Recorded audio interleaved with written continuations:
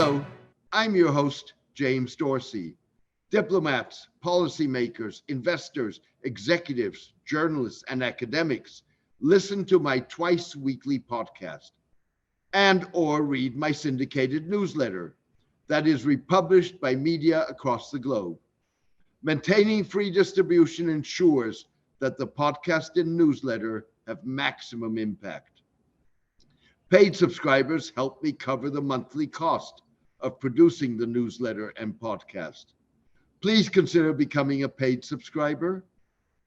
You can do so by clicking on Substack on the subscription button at www.jamesmdorsey.substack.com and choosing one of the subscription options, or support me on Patreon at patreon.com/MideastSoccer. Please join me for my next podcast in the coming days. Thank you. Take care and best wishes. India has been racked by intercommunal violence, fueled by the rise of Hindu nationalism, represented by Prime Minister Narendra Modi, by far India's most popular politician, and his ruling party, Bharatiya Janata Party, or BJP, and Mr. Modi's Hindu nationalist ideological cradle, Rashtriya Swayamsevak Sangh, or RSS, which stands for National Volunteer Organization. Like Mr. Modi, various of his ministers and associates trace their roots to the RSS. Many hold the RSS a powerful grassroots organization with some 6 million members responsible for the violence and explosion of anti-Muslim sentiment in India. Even so, most would agree that there may be no Hindu-Muslim reconciliation without Muslim engagement with the RSS. So far, the RSS's primary Muslim contact point has not been Indian Muslims, but Indonesia's Nahdlatul Ulama, the world's largest and arguably most moderate Muslim civil society movement. Nevertheless, several Indian Muslims, including former government officials, military officers, journalists, and intellectuals, have reached out to the RSS and held 2 rounds of talks. The first before the COVID-19 pandemic, and the second mid last year. Some Indian Muslims, concerned about ongoing attacks and discrimination, have been critical of the slow pace of the Indian Muslim dialogue with the RSS. At the same time, the Indian Muslim and Nahdlatul Ulama dialogues appear to be running on separate tracks with no interconnectivity. Even so, the dialogues take on added significance in an Indian and global environment of increasing polarization, in which talking to adversaries is falling by the wayside. Recently, RSS leader Mohan Bhagwat appeared in a wide-ranging interview to throw out olive branches, while Mr. Modi called on members of his party to reach out to the Muslim community. These gestures have yet to translate into an improvement on the ground for Indian Muslims. To discuss all of this, I am joined by Najib Jung. Najib is the perfect interlocutor, not only because he is one of the initiators of the Indian Muslim dialogue with the RSS, but also because he understands government, policy, and politics as a former senior Indian civil servant and Lieutenant Governor of Delhi, as well as an energy scholar and consultant. Najib Jung, welcome to the show. Thank you, James. Thank you. Let's start off with the fact that the RSS is widely seen as a driving force of Hindu anti-Muslim sentiment in India. Why is dialogue necessary? What do you expect of the dialogue? What do you expect it to produce? And what has it produced so far? Well, you said it that the RSS that started about 100 years ago, in fact, exactly 100 years ago, did have an anti-Muslim stand. But then a century has gone by and the RSS has seen many ups and downs. So let me stay with the contemporary times and not hark back on the past of the RSS. Uh, we believe, or at least we thought, that engagement with the Sangh, I am addressing the RSS as the Sangh now, was imperative because they too carry a voice with this government. That, as you said, many of the members, ministers in the government have been or are indeed are members of the Sangh, and therefore the Sangh does carry a great deal of influence. We also believe that minus dialogue, things will never improve. I, as an individual, and my colleagues who went to meet Mr. Bhagwat and his colleagues are fully aware of the background. We believe that these are turbulent times, and the only way forward is to enter into a dialogue with them. And insofar as our meetings with Mr. Bhagwat and his other Sangh leaders are concerned, we came away relatively heartened. We think that the Sangh is looking for a change in approach. No less than Mr. Bhagwat himself told us that the Sangh in its highest echelons have had discussions and believe that Indian minorities are very much part of the Indian ethos. He is clear in his mind that in the larger picture of India, its minorities have a critical role to play in its future development. And therefore, the highest echelons of the Sangh have debated and agreed that ways and means have to be thought of to take Muslims, Christians, and others along. That's where we stand at the moment. I know, I'm fully aware, we have drawn criticism from a lot of my liberal friends, both from the Hindu side and the Muslim side, who believe that that this is not the correct approach, that the RSS will not change, that we are indeed legitimizing them in a way. My answer to them is that I have no alternative. I have to talk. And insofar as the question of legitimizing is concerned, they are already in government. So they don't seek legitimacy from a motley group of 5 or 6 Muslims approaching them and trying this dialogue. So that's where we are at the moment. Thank you. Let's come back to aspects of that in a second.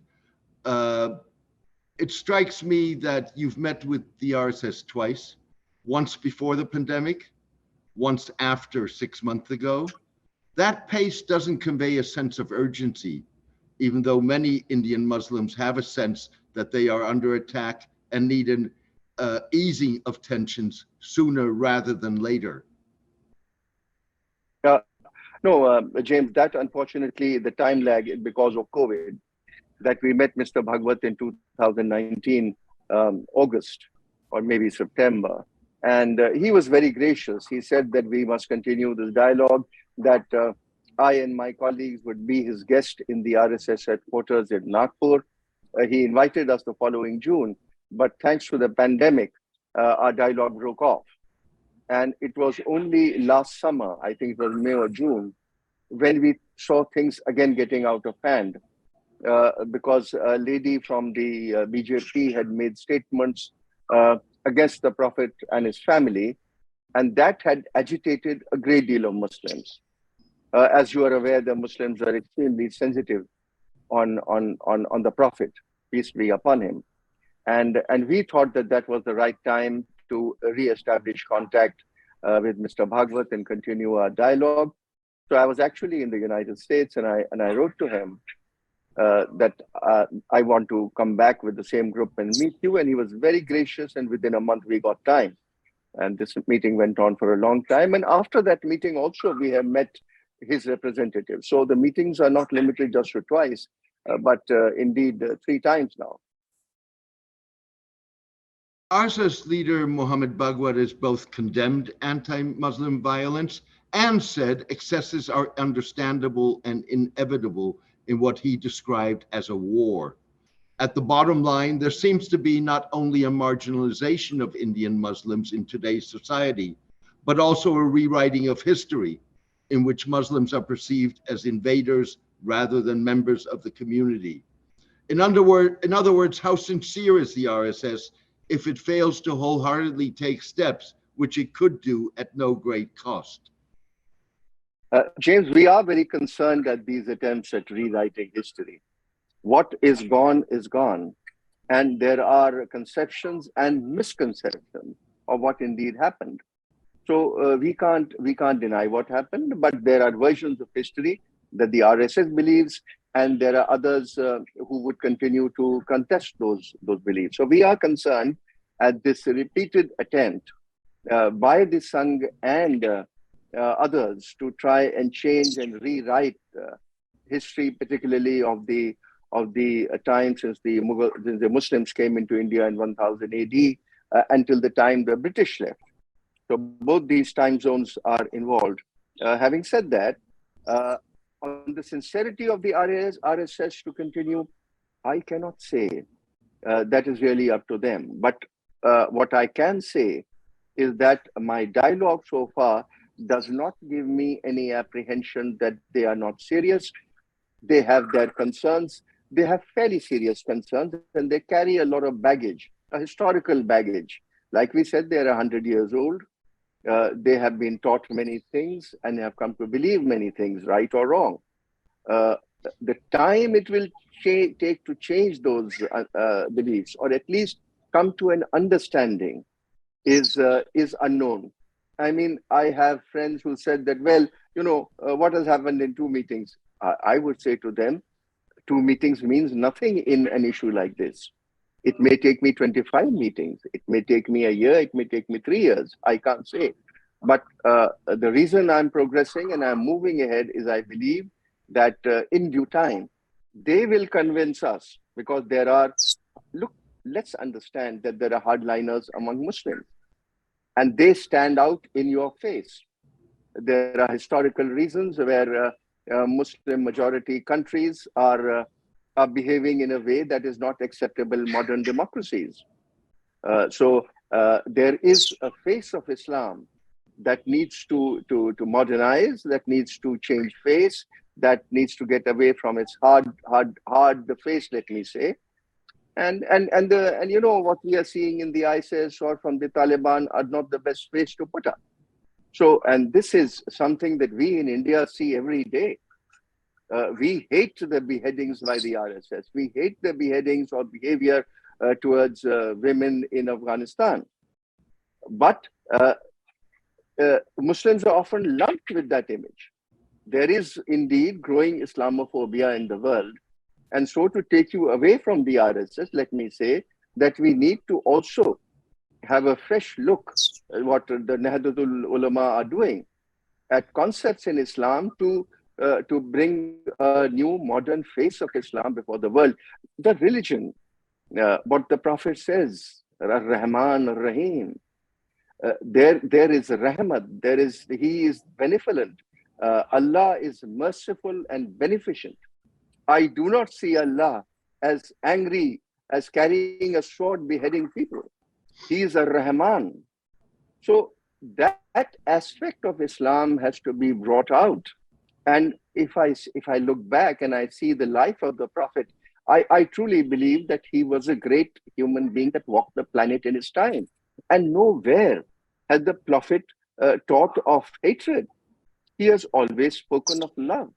There are sufficient examples in his life when things were going against him and when people were against him, that he talked of love, he talked of mercy. And that aspect of Islam is completely being forgotten. And you only remember, marauding hordes somewhere, and that's often quoted in movies. That's not Islam. So within India, we have to look at both aspects. Muslims and Hindus have to understand the language of love, the language of the Buddha, the language of Gandhi. That has been my tradition. So we dislike the approach of the killing of Gandhi. Gandhi was our leader. He is the founder of our country. He's the father of the nation. someone should listen to the great speeches in the Constituent Assembly of our leaders when they spoke. This great debate these days in India on the Uniform Civil Code. Now, within the Congress party, these secular leaders debated to Nehru that, look, on one side, you talk of the Hindu Code Bill. Why are you not talking of the Uniform Civil Code? And at that time, within the Congress party, they debated. And great leaders of the party, Acharya Kripalani, Rajendra Prasad, they spoke that we should have a uniform civil code. There were others like Sucheta Kripalani, Acharya's wife, and Nehru himself, who said, there's a sensitive issue to Muslims, let's give them time. That is India. We give time, we are patient, we love each other. Unfortunately, there is an element amongst us, both Hindus and Muslims, that are taking the country all right. I want to come back to the issues within Islam in a second, but perhaps you can elaborate a little more on what the interest is of the RSS in having a dialogue beyond wanting to be seen to engage in a way that deflects criticism. Let me put it this way. I think the place where India is today, it has never been before. Its economy is taking off. We are becoming the third largest economy in the world. People are prosperous. And the Sangh, in its wisdom, realizes that for India to move ahead, we must all move ahead. Whether it means a change in ideology, whether it means a radical change, or whether it means a modicum of change, I can't say. But as of now, I see a perceptible change in the voice of Mr. Bhagwat, that there is an attempt to change. Of course, there is a resistance to him also within this organization, because he can't change radically all the radical elements in the Sangh. He has known battles to fight.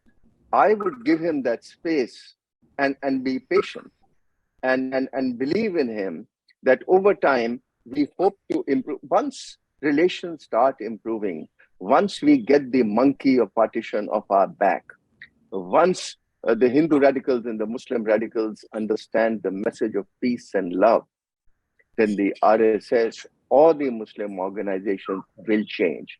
That is my belief. Sorry. Let me pick up on that. Some analysts suggest that a dialogue with the RSS has a greater chance of success than with Prime Minister Modi's Bharatiya Janata Party, because the RSS as a grassroots movement has less interest in polarization than the BJP, particularly given the upcoming elections next year in India and the role that polarization plays in mobilizing voters.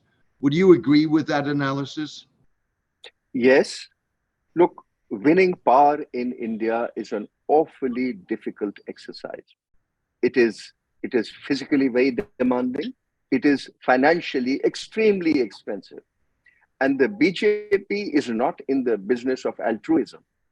They are in the business of winning elections. They are in the business of running a government and winning as much power as possible. Today, they are the largest political party, if not India, at least, if not the world, at least certainly India and in many parts of the world. I don't see any party as large as the BJP. So if they have to sustain themselves in power, then polarization is part of the game. We have seen this in successive elections that have taken place in the near future, in the near past. And indeed, I anticipate greater attempts at polarization in coming elections, say in the states like Karnataka and the national elections in 2024. So that's the reality we face. But that doesn't mean that communalism has come to stay. There are highs and lows in the tide of communal behavior. And while we have seen a high, I anticipate that we will indeed see a low as time passes on. Can you tell us a little bit about how other segments of the Indian Muslim community have responded to your dialogue?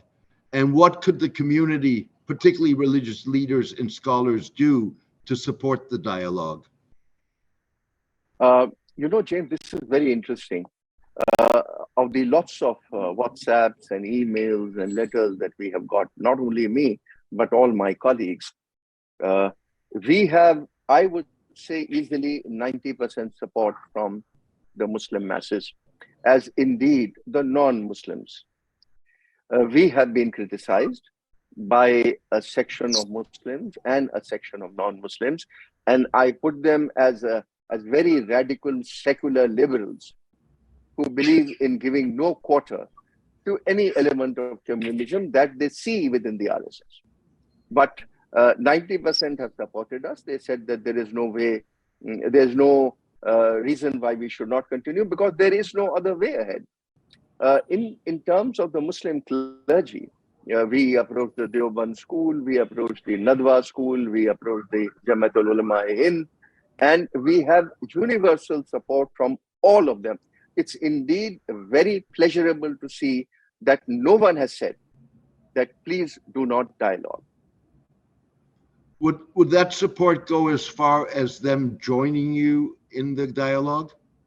In my last meeting that I had with senior members of the Sangh in the very house that I'm sitting right now, there were 4 very senior people of the Sangh, and we had about 15 from the Muslim side, which included the Jamatul Ulama Hind, the Jamaat Islami. We had members from the Dargah Ajmer. We had professors, we had lawyers, and they all joined in this meeting. Yes. Indian Muslims are not the only ones to engage with the RSS. So is Indonesia's Nahdlatul Ulama, the world's largest Muslim majority movement. Do Indian Muslims welcome engagement by non-Indian Muslims? And are these different dialogues mutually reinforcing or competing with one another? I think by and large, the larger Muslim community is so poor and removed from these things that they are unaware of the efforts of the Nahdlatul Ulama or others. The Muslims in India are exceptionally poor. Post-partition, their economic and social status is today lesser or weaker than the Dalits, who were the weaker sections in India pre-partition. But the status of Dalits, various studies have shown, have improved over time, thanks to reservations and affirmative action by governments. Unfortunately, in the case of Muslims, affirmative action over time has got to be accepted as appeasement. So any initiative by government to take affirmative action to Muslims is abhorred by many people, saying that, look, you're favoring Muslims. People are refusing to understand that Muslims are economically and financially extremely deprivated. They are living in ghettos. They're afraid of their lives. They seek protection from the administration and police, which is often not fair towards them. This, if you see in the background of lynchings or Dharam Sansad, where you call for genocide, etc., is very shaking up. It shakes up the community. So right now, I don't think that they are aware of what's happening in the larger world. They are more concerned with their daily wherewithal. And it's really incumbent on all of us to speak to them. It's incumbent on the government of India to give them confidence. I said this to Mr. Bhagwat, and I'll make this appeal again that Mr. Bhagwat and indeed Mr. Modi, both of them have to assure this community that 15% of India can't be left behind. They can't be left in with such lack of confidence and a sense of dismay. We have to give them confidence. We have to do hand-holding. That's indeed our effort to the RSS, to get the RSS to convince the government over time that attitudes must change. Is it conceivable that the RSS may be more attentive to what a group like Nahdlatul Ulama says, as opposed to Indian Muslims and particularly Indian individuals? I didn't get that question. Can you repeat the question, please? Sure. The question is if it is conceivable that the RSS may be more attentive to what a group like Nahdlatul Ulama says than what a group of prominent Indian Muslims, but nevertheless individuals puts forward. No, these are two different things. I think the RSS is very sensitive to international opinion. Therefore, what happens in Indonesia, they would love to participate. And anything that is putting forth a softer version of Islam would be welcome to the RSS. Similarly, our dialogue with the RSS, I think, should be adequately welcome, because we also are educated, sensible face of Indian Muslims. We are not aggressive. We do not follow any Wahhabi beliefs. We are against the hardcore face that the ISIS or others put up. And we believe in the same concepts of Islam that are put forward by the Nahdlatul Ulama. So I think that we'll be pretty well received. In your mind, does Nahdlatul Ulama have an advantage by virtue of the fact that it is engaged in reform of religious jurisprudence that are RSS sticking points in contrast to other major, including Indian Muslim organizations, institutions, and authorities, by, for example, declaring as obsolete the notion of non-Muslims, that non-Muslims are second-class infidels, and calling for the elimination of the concept of the caliphate. These reforms address major RSS concerns. The concept of the caliphate in India is dead. We are aware of the three caliphates that have existed. I mean, after the first caliphate of the four Khalifas, and that is Abu Bakr, Hazrat Umar, Usman, and Hazrat Ali. We know that subsequent to that, there was a caliphate in Baghdad, and there was a caliphate in Spain, as indeed Cairo. Those are dead concepts. When the caliphate finished in Turkey, there was a small movement in India called the Khilafat movement, but that went nowhere. So historically, the Indian Muslims are not even aware of the larger concept of pan-Islamic movement or a Khilafat being established in the world for Muslims. That is a dead concept. Any Indian who calls a Hindu kafir is unacceptable to a sensible Muslim. A kafir, by definition, is a non-believer. We believe that Hindus are indeed believers. There are quotations in the Gita, in Adi Shankaracharya, saying that we are all one, that there is one God. That is exactly what Islam has said.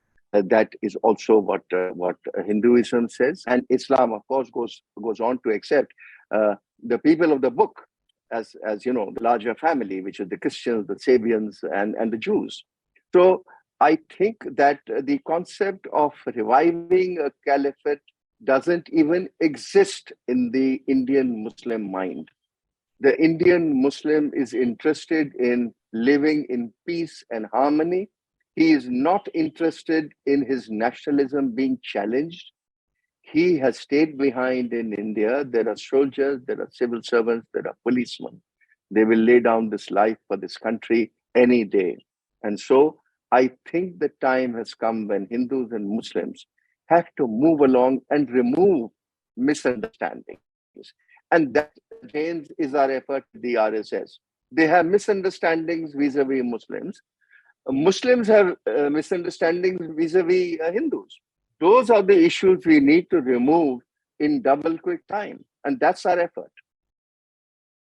I guess the question is whether, which is basically the argument that Nahdlatul Ulama puts forward, is that to fundamentally erase any doubts and also resolve problems within Islam, for example, extremism, as we've seen with jihadists like Al-Qaeda and like the Islamic State, that to do so, you actually need to change the religious jurisprudence. In a sense, it's like the notion of slavery. No Muslim today endorses this notion of slavery. yet it is still part of Islamic jurisprudence and should be removed. There's no doubt that the Muslims need to debate on jurisprudence. Islam has a very old concept of ijma, which is dialogue. I am afraid that since the ulama have taken hold over all these things, the debate has ceased in the Muslim community. And unfortunately, historically, in the last 20 years, Muslim community hasn't covered itself in glory vis-a-vis it is the Iranian state, whether it is post-Saddam, Iraq, Syria, and of course, our friends in Afghanistan and Pakistan. Not to mention that the Saudis desperately need reforms. So there is no doubt the larger question, and I think the Nahdlatul Ulama and all of us will struggle, is how to bring about this larger reform and debate to look at Muslim fiqh, which is jurisprudence in the larger sense. The world today doesn't even have adequate number of Muslim scholars, I'm afraid, with secular mind spread to sort of look at all this. I think that we need to look at Islam in the context of modern times, and for the world peace, it is absolutely essential that 1 billion people look at the world with a prism of modernity, and therefore, to the extent that Islamic jurisprudence needs a fresh look, it should be very welcome. The RSS is also concerned about demography, with Muslims accounting for only 200 million of India's population of 1.4 billion. The demographic fear seems exaggerated, if not artificially constructed. That's a different ballgame if one looks at South Asia as a whole, and particularly India, Pakistan, and Bangladesh. Then the ratio suddenly becomes 600 to 700 million Muslims versus 1.2 billion non-Muslims. To what degree is the fact that, are the demographic fears driven by the fact that the RSS thinks in regional terms, with its civilizational concept of Akhand Bharat, a concept of a greater India that would stretch from Afghanistan to Myanmar, encompassing Pakistan as well as Bangladesh, Nepal, Bhutan, Sri Lanka, and the Maldives? Well, I think the idea of this Muslim demographic outburst is nonsense, and people understand this. There have been enough studies done, including by one of colleagues who went and met Mr. Bhagwat with me, who has done actually a mathematical calculation done by a leading mathematician in Delhi, that the Muslims, even in next 50 years, can never match up to Hindu population. That's impossible. And I think in the heart of hearts, everyone realizes the rate of growth of Muslims vis-a-vis Hindus and Christians is marginal, point here, point there. So it's nothing.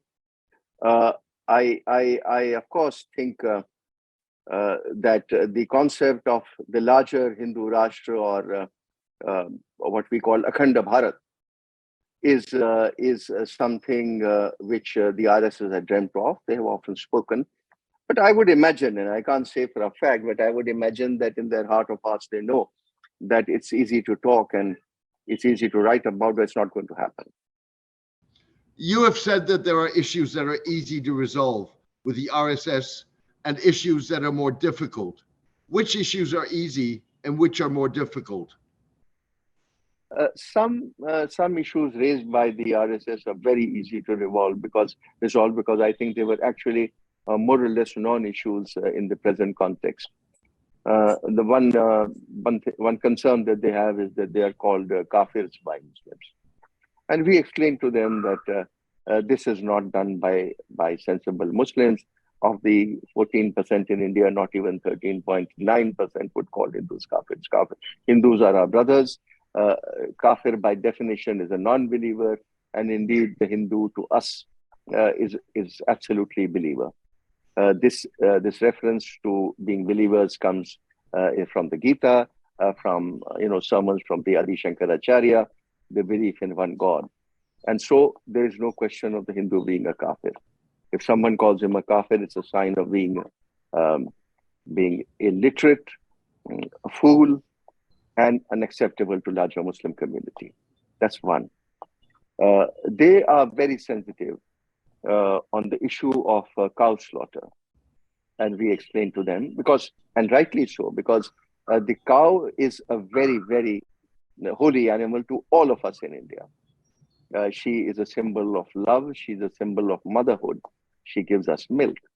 And therefore, if there is any issue on cow slaughter, if a rogue does do cow slaughter, then it's a rogue element not sanctioned by the larger community. It has to be dealt under law.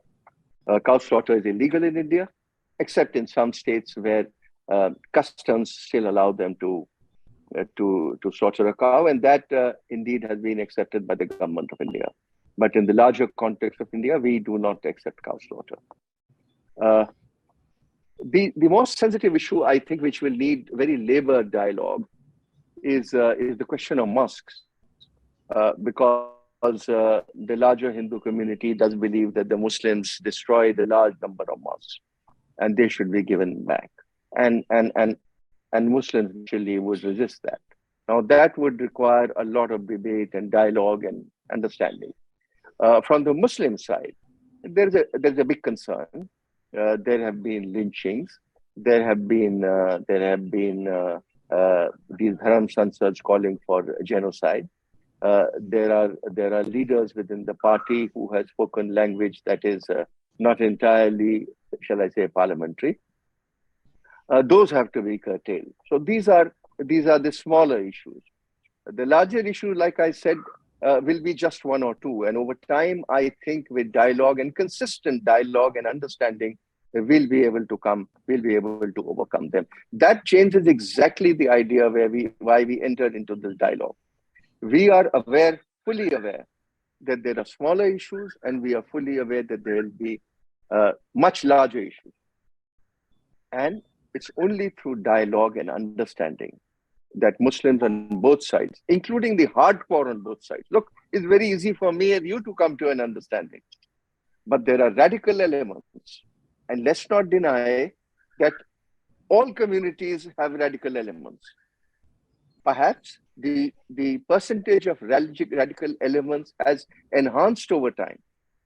And that often comes with lack of education, that comes from politicization, and all that has to be resisted and fought tooth and nail by the sort of thinking society in India.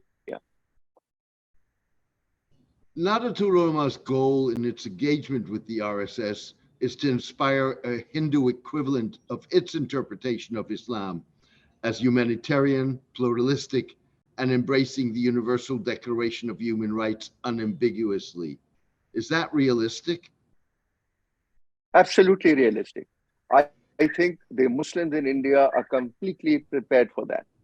I think the Muslims in India are realizing that radicalization will not help them. Of course, they need greater education. We need modernization of our madrasas. We need modern education in our madrasas. We need to teach them mathematics and physics. We have to teach them E is equal to MC square, that the world has moved on. But the Muslims, like I said, are living in poverty. And when a man is poor, then his thinking also gets limited. So with patience and time and with encouragement from government, and I insist that it is indeed incumbent on every government now and future to accept affirmative action towards minorities in India as an absolute necessity. If you call this appeasement, then we will all suffer. And do you see the equivalent movement as realistic on the Hindu side? My meetings with Mr. Bhagwat have given me hope. I will leave it at that. I can't say much further. I know that I have a huge number of liberal friends who agree with you and me that we have to move forward. I know that I have a huge number of liberal friends who think I'm wasting time. I am aware that there are a large number of Hindus and Muslims who don't agree with us, who think that the Muslims have to be taught a lesson or vice versa. Now, this latter group is the one that has to change its thinking. It can only change with sensible talk and conversation. Finally, India chairs this year's summit of the Group of 20, or G20, that brings together the leaders of the world's largest economies. Indonesia, last year's G20 chair, institutionalized the Religion Forum 20, a summit of religious leaders as an official G20 engagement group. Nahdlatul Ulama manages the Religion Forum's permanent secretariat. What opportunities does that offer to Indian Muslims? And should Indian Muslims and Nahdlatul Ulama be reaching out to one another in the run-up to a religious summit in India? I think most of us are unaware of this religious summit. It's not being publicized adequately. What should it happen? And there are speeches that are brought in public domain that talk of brotherhood and love and following the middle path. Then I think that we can have hope. But so far, we are not so aware of what is going to happen in the G20 religious conference. Najib Jung, this has been a fascinating insight into the dynamics of Hindu-Muslim relations in India. Thank you for joining the show, and best wishes. Thank you, James. Thank you very much. Thank you for joining me today. I hope you enjoyed the podcast. Diplomats, policymakers, investors, executives, journalists, and academics listen to my twice-weekly podcast and or read my syndicated newsletter that is republished by media across the globe. Maintaining free distribution ensures that the podcast and newsletter have maximum impact. Paid subscribers help me cover the monthly cost of producing the newsletter and podcast. Please consider becoming a paid subscriber. You can do so by clicking on Substack on the subscription button at www.jamesmdorsey.substack.com and choosing one of the subscription options, or support me on Patreon at patreon.com/MidiSoccer. Please join me for my next podcast in the coming days. Thank you. Take care and best wishes.